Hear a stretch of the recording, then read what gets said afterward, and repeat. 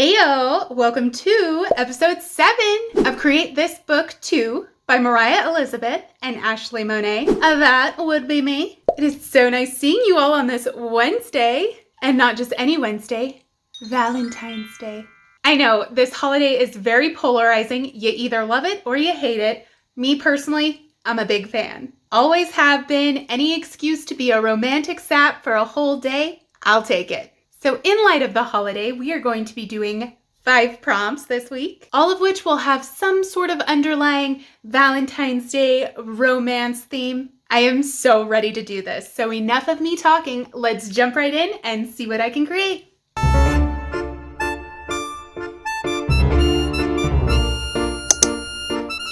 The first prompt this week is create a status. And then here's a space where I can say how I'm feeling. I don't know why, but this little status bubble instantly reminded me of those name tag stickers that are like, hello, my name is blah, blah. So I decided to take that and run with it. Like, what if we had those same stickers we could wear, but instead they would advertise our status? Hello, I'm feeling like $1,000,000. Want to grab a coffee? Hello, I'm feeling clinically depressed. Please don't talk to me. Maybe not. Well, I'll do it here anyways. With the approaching holiday, I am feeling romantic. I just wanted to keep this page simple and fun and cover the entire thing in a bunch of cute little Valentine's Day doodles. I said before that I know this holiday is very polarizing. I am aware it is overly commercialized, and I do understand that it may make singles feel particularly alone. Personally, though, I've never disliked the holiday, even when I was single. I loved going out to dinner with my girlfriends, then having a delightful nightcap chocked full of violent slasher movies. Oh, I don't know. For me, it's just always been a day to celebrate the people I love, period, not exclusively like a couples thing. Anyways, I wanted the focal point of this page to be this cute little conversation heart. Whenever I think Valentine's Day, those nasty little candies are the first thing that pops into my mind. So I'm looking at this page with how these elements will be laid out, and with the plan I have for this page, I think the white of these doodles is just going to clash, so I'm going to cover it in red. Now to fill this page, I'm again doing some little smoochy marks. I had some questions about this the last time I did it, so if it wasn't made clear, I actually do take a brush with paint and apply the paint to my lips the same way that you would lipstick, and then I kiss the page. I guess people thought that was like crazy or gross. I don't get the paint in my mouth and I wash it off right after, no biggie. If I used real lipstick, the oils in the lipstick could seep out onto the page with time, so it's just easier for me to do it this way. Plus, then I can do any color I want, like pink. Best believe I don't have that lipstick color. Now it's time to doodle. A little I love you, and everything gets sparkles on this page. He loves me not. He loves me. More hearts and sparkles, and kisses and hugs, and hearts and sparkles. And sparkles and hearts and hearts and sparkles and arrows and hearts and sparkles. I had to do the classic heart doodle I always did growing up on the pages of my notebooks, board and class, with the initials of my crush and myself together forever and ever and ever and ever and ever. Isn't it romantic? Went a little rogue on this one, decided I wanted to doodle a little rose. It did not go great. I could have used a reference or something, but no. And now just trying to fill the empty spaces with more hearts and sparkles. And now I can glue everything in. And this first page is finished. It's simple, but I really appreciate the simplicity. It's definitely giving Valentine's Day vibes, no question about that. I think this is the perfect way to start out on our little V-Day kick. Now let's keep the love train a-movin'. The next prompt, create a character. Fill out the following blanks at random, or ask a friend to fill them for you. I must choose an adjective, a color, and an animal. Compile the 3 answers to create a unique character. Draw him or her here. Now I knew I couldn't trust myself to pick randomly, so I consulted with the master, Mahubs. And the answers he came up with were soft, purple, and giraffe. Now my first instinct when I got those words was to do a little plushy giraffe, but then I was like, nah, too easy. I decided to watercolor a purple giraffe and just make him a little extra floofy to convey the softness. Bear in mind, soft purple giraffe is so not where I would have gone with it if I had chosen the words. I mean, soft? Purple, whatever. Giraffe, that's cool. But soft? Soft? Not fat or skinny or cute or ugly or mean or creepy. He went with soft. Well, he sure got the random part down, but I guess that's what makes it fun, the challenge. I worked this little guy in layers from lightest to darkest, and then decided that to tie in the Valentine's theme, I would just add a bunch of hearts to the background. And a little liner for those darkest of blacks. And now to blend it all by adding some shading with colored pencils. He was looking a little bit more llama than giraffe in the face at this point, and I think it's because his cheeks were a little too chunky. Let's go in with some white and slenderize them a little. This little guy needs a name. I felt it was only fitting that I let Cody pick it, and he chose Carl. Oh, let's finish Carl off with a handful of juicy highlights sprinkled throughout. Now back to the book. Let's zhuzh up the prompt with a little bit of purple. And throw some purple down here. I may have a plan for that, but shh, it's a secret. Glue in my purple giraffe. And for this little space, surprise! I drew up the plushie version of Carl anyways. Boop your nose. I actually might like this one more than the watercolor. Love it! And with that, this page is complete. I just love how little Carl turned out. Let's give a special thanks to Cody for his help on this one. While I may not have been all that inspired by his choices initially, just look what they made. Who couldn't love that face? Okay, on to the next. Create a mini book. Use the template to create a mini book. Rip out page 53. Cut out each of the 3 rectangles along the black lines. Fold each piece in half on the center gray line. Stack the pieces on top of one another and attach them on the folded line by stapling, sewing, or gluing. Write and/or illustrate your mini book on a topic of your choice. Once complete, glue the back cover of your mini book onto this page to display it. So with my Valentine's theme, instead of doing a book, I thought it would be really fun to do a mini Valentine's Day card. Once you get into it, you realize just how small this really is. It's tiny. Anyways, I started with a simple red heart reading, "For my Valentine." I doubled the pages up, but there was still bleed through. To hide it, I'd have to do a heart on the next page as well, so I just decided it would be better to actually cut the card into the shape of a heart. Like, you know, those vintage Valentines that had like a doily edging. Do you know what I mean? They're like this. Let's add a little gold gel pen accent and use a light gray colored pencil to give the edges that lacy texture. Now for the inside of the card, I had something very specific in mind. You know how I said one of my favorite Valentine's Day traditions was slasher movies? Well, that still holds true to this day.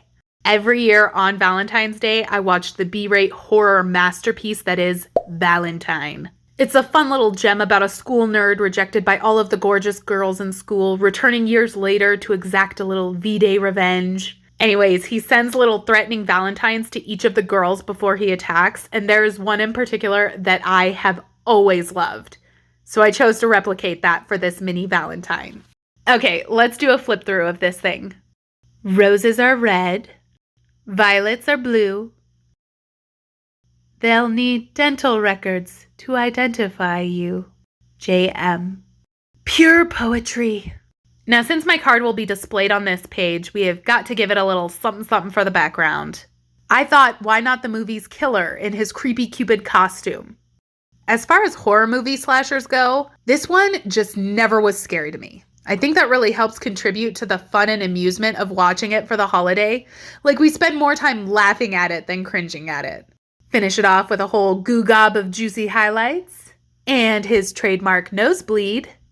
Here it is, all finished. I ended up gluing the Valentine over the killer's heart. Kind of symbolic, but also now when it opens, it's nice and centered. I love this just so much. I debated whether or not I should add some extra decoration to the other page and the prompt, but you know what?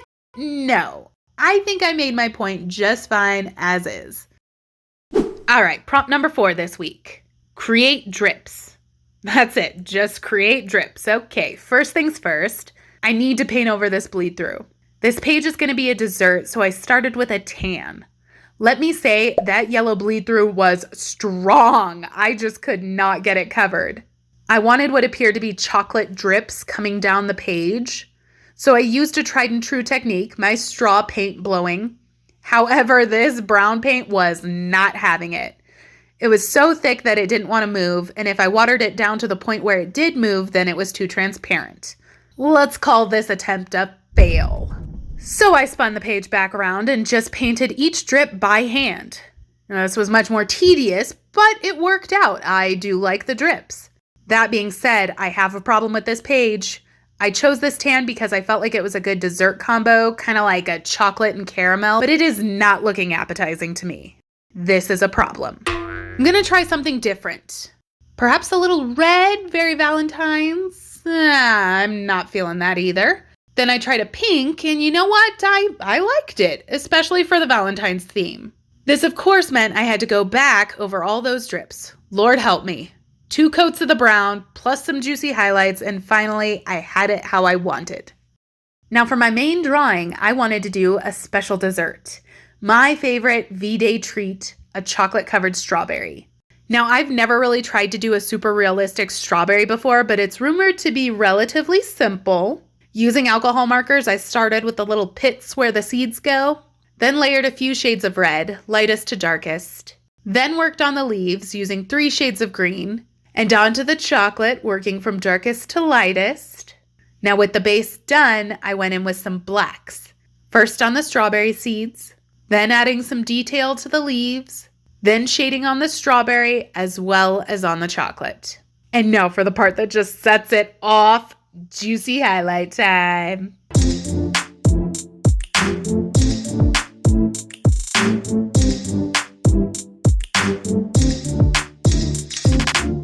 Now we can glue it into the book. And yes, I had to cover that bleed through with something. Not chocolate, of course. We need something fancier. Chocolat. I love this one, not just because I love chocolate-covered strawberries as much as I do, but I really think it fits the Valentine's Day theme. And I think I'd be down to try and draw strawberries again. Maybe uncovered next time. That was kind of fun. Okay, that brings us to the last prompt of the week. Create on black.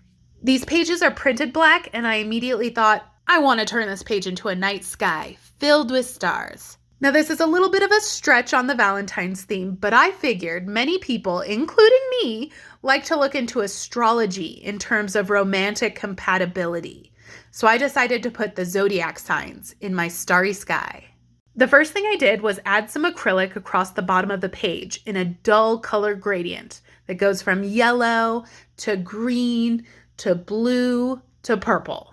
I plan to paint a line of black tree silhouettes, and I want them to stand out against these colors, like a little bit of twilight on the horizon. Now for all of these happy little trees. Okay, on to the stars. In this yellow zone, I will do all of the fire signs, because, that adds up. Fire, yellow, you get it. The first one I'm choosing has to be Aries, because that's my daughter Phoebe's sign, the little firecracker. So first I kind of created a dull yellow glow where the sign would be, then added a few stars with my juicy highlight pen, then connected the stars with a thin line of gel pen. So now that you've seen the plan start to finish, I'm just going to do all the glows first, then follow up with the stars later. Next was Leo, and then Sagittarius. Now these are obviously not the actual constellations for the zodiac. I had considered doing those, but I wanted the page to be easily understood. So I just did the more commonly known zodiac symbols themselves. Next is the green zone, the earth signs. I'll start with Virgo because that's my husband Cody's sign. And yes, we are highly compatible according to the zodiac. Then comes Taurus. I had this idea and I would have loved to draw the zodiacs as people. There just wasn't nearly enough room on the page. I'm thinking maybe a bonus video one of these days. Last of the earth signs, Capricorn. Now for the blue zone, you may have guessed, water signs. Starting with my sign, I am a Cancer. You know how the symbol for Cancer is a sideways 69? Well, apparently as a preteen, I thought it was cute for my online username to be DeQuino69. Lord, how I cringe at the thought now. Next is Scorpio, and then Pisces. Which takes us to the final zone, the purple. These are the air signs. Starting with Aquarius, my son Landon's sign. Yes, if you paid attention, we have a sign from each of the elements in our family. Fire, earth, water, and air. Does this mean we are perfectly balanced? Some days it definitely doesn't feel like it. But then we move on to Gemini. And last, but certainly not least, Libra. With all 12 signs accounted for, I can now add all of the stars.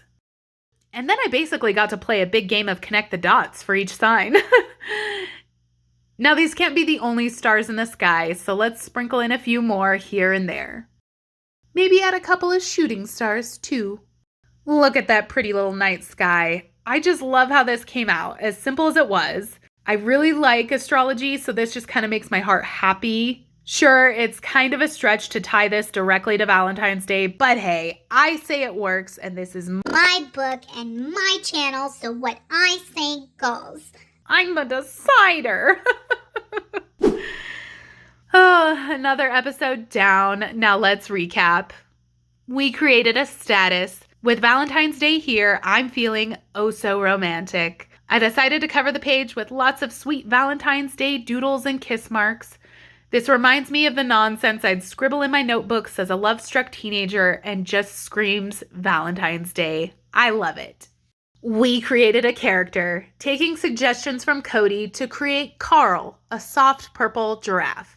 This one is super cute. I still am obsessed with the unplanned plushy Carl drawing. This is just sweet, and I'm happy I was able to create something I actually like from character selections I certainly wouldn't have made myself. We created a mini book, or rather a mini Valentine's Day card, inspired by my favorite B-rate slasher movie to watch on this holiday. Roses are red, violets are blue, they'll need dental records to identify you. I truly love this one. You know, I just gotta slip in a little horror.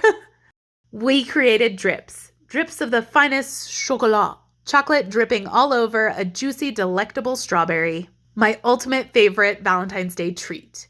This one was so much fun to draw and has definitely inspired me to try more realistic fruits. And lastly, we created on black. We painted a star-filled sky at twilight, aglow with all 12 zodiac signs. I love this one. What more can I say? Sometimes true love is written in the stars. I'm such a sap. I had so much fun doing these Valentine's themed prompts this week. Whether you're a fan of the holiday or not, I hope all of you have an amazing Valentine's Day and let the ones you love most know that you do. Psst, I love all of you. Until next time, goodbye.